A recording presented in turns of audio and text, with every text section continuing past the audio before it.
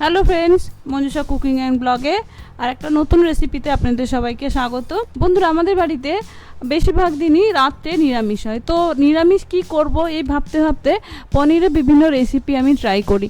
তাই ভাবলাম আজকে একটা নতুন রেসিপি ট্রাই করি, তা হলো পনির মহারানি। খেতে অসাধারণ হয়েছিল, তাই ভাবলাম আপনাদের সঙ্গে শেয়ার করি। তো চলুন শুরু করি। একটা মশলা করে নেব, তা হলো গোটা জিরে, গোটা ধনে আর গোটা মৌরি নিয়ে নিয়েছি আমি এখানে। সেটা এবার শুকনো খোলাতে একটু নেড়ে নেব।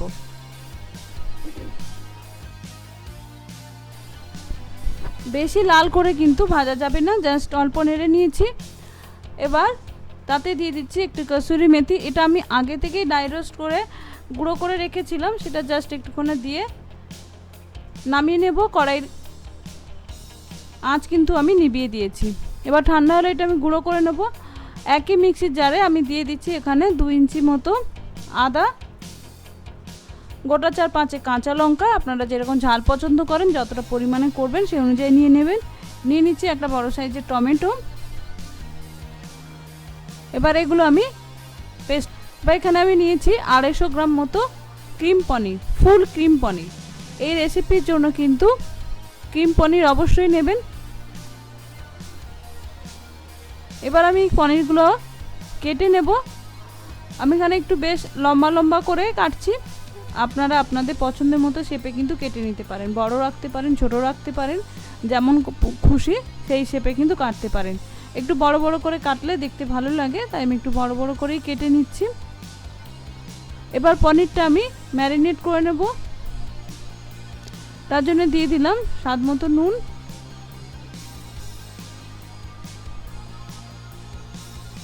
একটু রেড চিলি পাউডার। আমি এখানে কাশ্মীরি রেড চিলি পাউডার নিয়েছি, আপনারা চাইলে কিন্তু ঝাল যে রেড চিলি পাউডারটা হয় সেটা দিতে পারেন। এবার দিয়ে দিচ্ছি 1/2 টিস্পুনের মতো গরম মশলা, দিচ্ছি 2 চামচ মতো টক দই।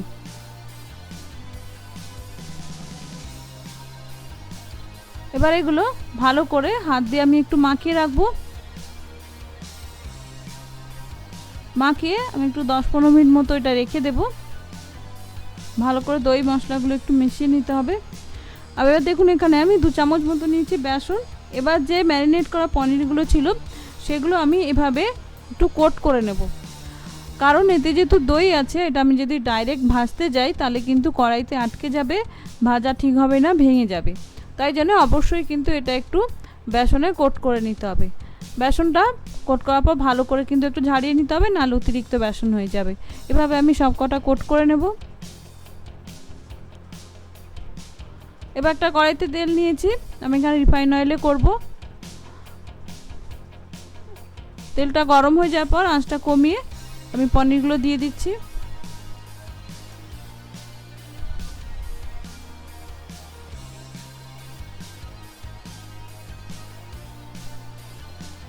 দেখুন সব পনির আমি দিয়ে দিয়েছি। এবার মিডিয়াম আঁচে এগুলো আমি ভেজে নেব। অন্যান্য তরকারিতে পনির ভাজাটা কিন্তু সাদা সাদা থাকে, এই ক্ষেত্রে কিন্তু একটু লাল করলে ভালো লাগে খেতে। যেহেতু এটা বেসন দিয়ে কোট করা আছে, তো সহজেই কিন্তু একটু লাল হয়ে যাবে। দেখুন আমি দুদিকটাই সুন্দর লাল করে ভেজে নিয়েছি। এবার এটা আমি তেল থেকে নামিয়ে নেব।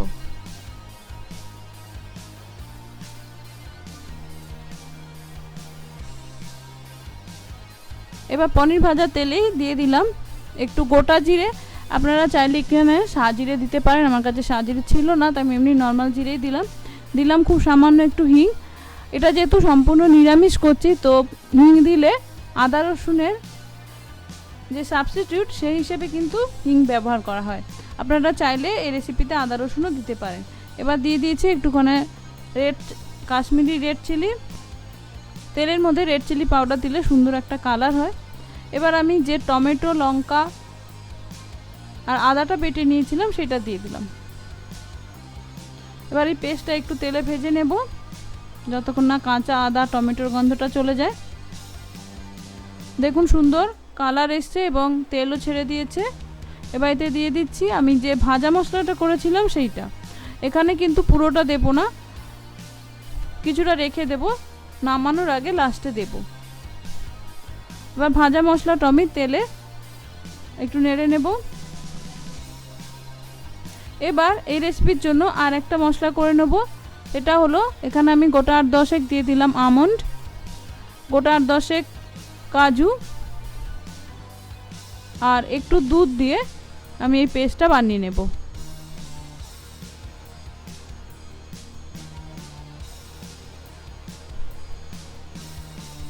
পেস্টটা আমি মশলার মধ্যে দিয়ে দিলাম, দিয়ে মিক্সির বাটিটা ধুয়ে আমি অল্প একটু জল দিয়ে দিলাম। এবার এই মশলাটা আমি একটু কষিয়ে নেব যতক্ষণ না মশলা থেকে তেল ছেড়ে আসছে। দেখুন তেল ছেড়ে গেছে আর মশলাটাও ঘন হয়ে গেছে। এবার দিয়ে দিলাম স্বাদ মতো নুন,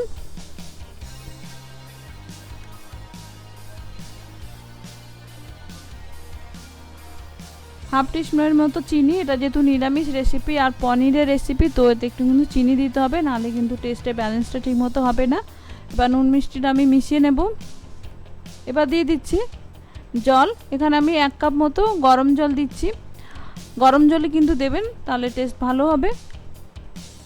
আর এই রেসিপি কিন্তু খুব বেশি পাতলা হয় না, গ্রেভিটা কিন্তু একটু ঘন ঘনই হয়, তাতেই ভালো লাগে খেতে রুটি পরোটার সঙ্গে, তাই আমি খুব বেশি জল দিলাম না। এবার গ্রেভিটা ফুটে উঠেছে, এবার এতে আমি পনিরগুলো দিয়ে দেব।